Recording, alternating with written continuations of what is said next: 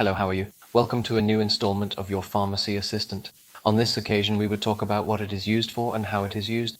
So let's take a look.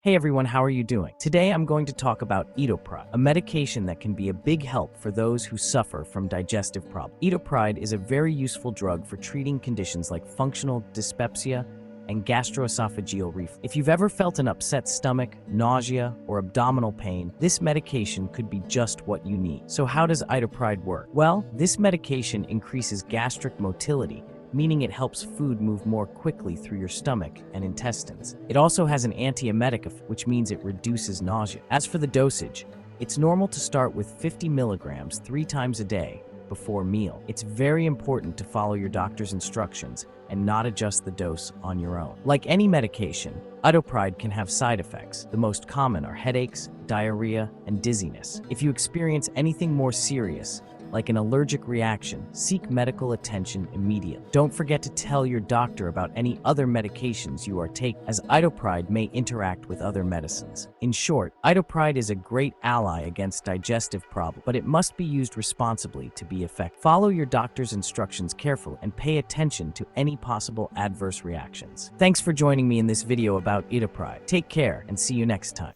If you've made it this far, let us know in the comments why you're using this medicine.